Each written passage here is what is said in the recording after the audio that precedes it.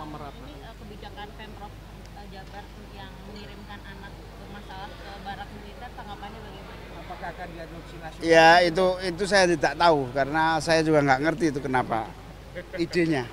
Mendukung nggak Pak? Nggak perlu sampai segitulah. Apa saja tantangan terbesar yang Anda lihat dalam mewujudkan investasi inklusif ini bagi UMKM di Indonesia, Pak?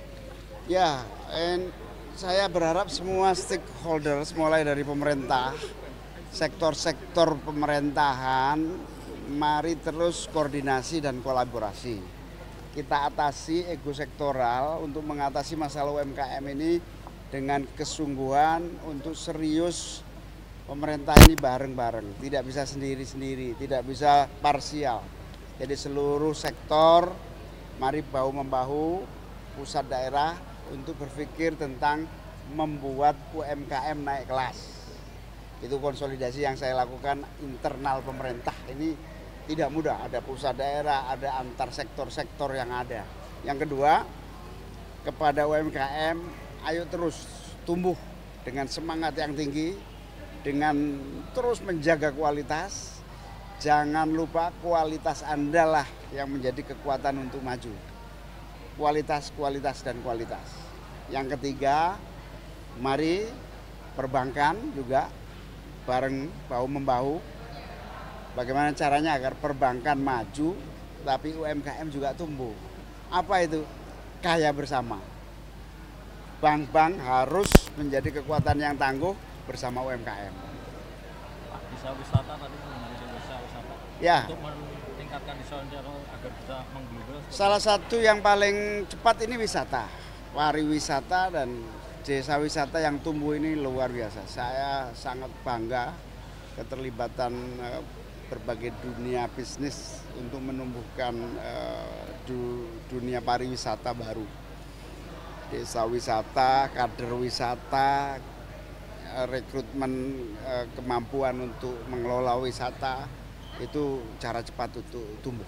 Kalau di Jogja tadi melihatnya seperti apa? Di Jogja macam-macam. Di Jogja banyak sekali, ada yang langsung kerjasama dengan perbankan, dengan swasta, ada desa wisata yang tumbuh dari bawah disupport dengan berbagai macam program dari Jakarta. Saya kira banyak contoh desa wisata di Bali, di Jogja ini bisa menjadi contoh di seluruh Indonesia. Pak, jumlah desa wisata se-Indonesia itu berapa dan berapa omset dari hasil desa wisata itu? Wah, besar. Yang dikelola BRI saja 4.000-an. Yang dikelola perbankan, yang dikelola Kementerian Pariwisata. Jadi kalau yang bagus setahun setiap desa bisa 4 miliar. Kalau yang biasa-biasa mungkin sekitar ratusan juta. Jadi bagus sekali. Pak, Untuk tentang pemerataan. ini kebijakan Pemprov Jabar yang mengirimkan anak bermasalah ke barak militer, tanggapannya bagaimana? Apakah akan diadopsi nasional? Ya itu saya tidak tahu karena saya juga nggak ngerti itu kenapa idenya. Mendukung nggak Pak? Nggak perlu sampai segitulah. Berarti tidak mendukung ya Pak? Iya. Pak, bentar Pak. Ya saya sangat bangga dan memberikan apresiasi yang sangat tinggi kepada teman-teman BUMDes, terutama yang dikoordinir oleh Pak Agus Holik ini, di mana BUMDes berinisiatif menjadi partner dari BGN. Ini langsung multiplier efeknya luar biasa. Satu, BUMDes maju, kedua supporting terhadap makan bergizi gratis jalan, membangun ekosistem ekonomi, ujung-ujungnya semua ini akan menghasilkan pemberdayaan.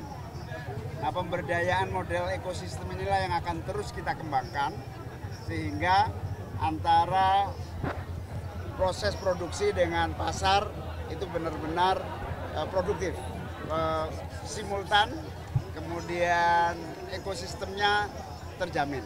Karena itu ini momentum kesempatan BUMDes di seluruh Indonesia untuk ambil peran bagi menyediakan makan bergizi gratis yang betul-betul dibutuhkan dan berdampak positif buat BUMDes sendiri. Selamat kepada BUMDes Tridadi Sleman, luar biasa. Untuk masyarakat lokal yang paling bisa dirasakan seperti apa, Pak? Ya, pertama makan bergizi gratisnya akan sampai di seluruh masyarakat. Yang kedua, ya supplier makanan bahan-bahan pokok menjadi salah satu kesempatan juga untuk bekerja sama dengan teman-teman di BUMDes dan SPPG.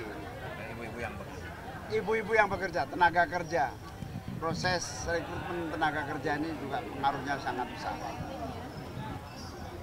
Oke, terima kasih ya, selamat.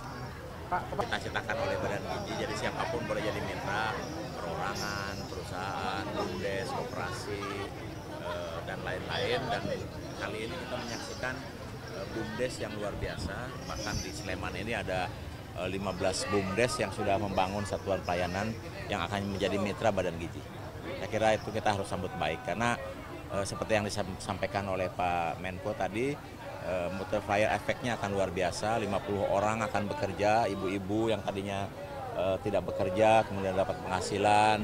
Kemudian setiap kali berdiri seperti ini membutuhkan minimal 15 supplier, ya, atau akan timbul 15 entrepreneur baru yang kami harapkan semua pasokannya lokal. Kemudian setelah itu setiap hari kan membutuhkan demikian banyak bahan baku. Kita berharap bahwa pasokannya bisa dipasok dari warga sekitar, sehingga akan tercipta satu ekosistem yang luar biasa. Nanti akan kita dorong juga agar sampah-sampah organiknya bisa dikelola nggak jauh dari sini, sehingga ada maggot, dan maggot itu nanti akan menjadi makanan ternak. Kasgotnya akan menjadi pupuk organik. Saya kira itu. Masih banyak, kita baru sekarang ini kan 1286, masih akan butuh kurang lebih 28.000 lebih ya, 28.800 yang masih harus dibangun.